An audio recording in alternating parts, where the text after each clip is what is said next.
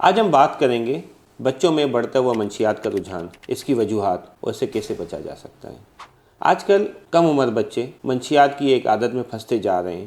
اس کی بہت سی وجوہات ہیں۔ کچھ بچے اپنے دوستوں کے کہنے پہ شروع کر دیتے ہیں اور اس بات کی سیریسنس کو نہیں سمجھ پاتے ہیں۔ کچھ تجسس میں شروع کر دیتے ہیں کہ چلو دیکھیں تو صحیح ہوتا کیا ہے اور کس طریقے سے اس کا مزہ آتا ہے اور لوگ کیوں کر رہے ہیں۔ کچھ گھروں کا ماحول ایسا ناساز ہوتا ہے، والدین نشے کا استعمال کرتے ہیں یا گھر میں اتنا ذہنی تناؤ ہوتا ہے کہ بچے اس سے بچنے کے لیے اس عادت کی طرف مائل ہو جاتے ہیں۔ کچھ ایسی ذہنی بیماریاں ہوتی ہیں جس کی وجہ سے بچوں میں ایک شوق پیدا ہوتا ہے کہ ہم کوئی ایسی چیز کریں جو کہ سوسائٹی سے الگ ہو، جیسے بائیپولر، شیزوفرینیا اور کچھ ADHD کے بچے بھی اس طرف مائل ہو جاتے ہیں۔ تعلیم کا فقدان ہونا کہ ان چیزوں کو تجسس میں استعمال نہیں کرنا چاہیے، اس کے نقصانات کیا ہوتے ہیں، کس طریقے سے ہم اس چکر میں پھنستے اور نہیں نکل پاتے۔ اور سب سے اہم مسئلہ، ہر گلی ہر کونے پہ اس کی اویلیبلٹی، بہت آسانی سے ہر جگہ پہ نشہ چیزیں مل جاتی ہیں۔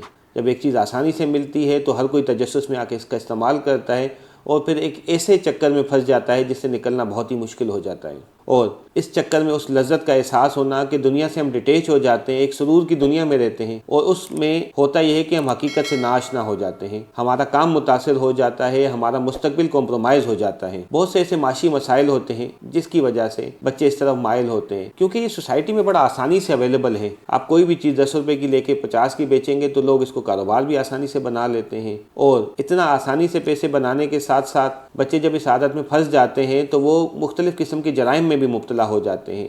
تو سوسائٹی کا نہ صرف یہ نقصان ہوتا ہے کہ نشہ چیزیں معاشرے کو خراب کرتی ہیں، مگر اس کے ساتھ ساتھ جرائم بھی بڑھتے جاتے ہیں، کیونکہ اس سے چوریاں، ڈکیتیاں، اس قسم کے کرائم بڑھتے جاتے ہیں، خاص طور پہ اسٹریٹ کرائم۔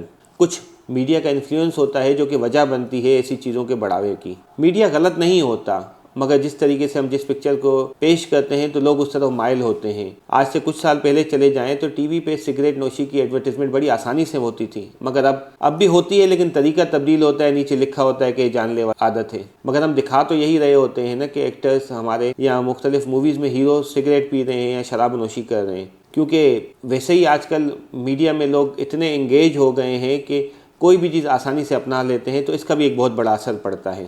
کچھ موروثی بھی عمل ہوتے ہیں جینیٹیکلی کہ جن کے گھر پہ یہ ماحول ہوتا ہے بچے اس طرف زیادہ مائل ہوتے ہیں۔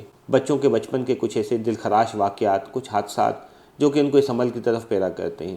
یہ تو تھی وجوہات، مگر اگر ہم ان چیزوں کو توڑ دیں، اس چین کو بریک کریں، یعنی کہ معاشرے میں ان چیزوں کو جہاں پہ ایزیلی فروخت ہوتا ہے اپنے قانونی اداروں کو بتائیں کہ کس طریقے سے ان کو روکا جا سکے۔ وجوہات تو ہم نے بتا دی، مگر ہمیں اس کو اپنے گھر سے خود شروع کرنا ہوگا۔ اگر ہم اپنے بچوں کو وقت دیں، ان کی پریشانیاں سنیں اور ان کے ساتھ ہمارے رشتے سافٹ ہوں، تو ہو سکتا ہے کہ وہ اپنی پریشانیوں میں بجائے باہر جانے کے وہ ہم سے بات کریں، اور ان مسئلوں کو ہم اگر ٹائم دیں گے تو بچے ہمارے ان چیزوں سے دور ہو جائیں گے۔ Charity begins from home.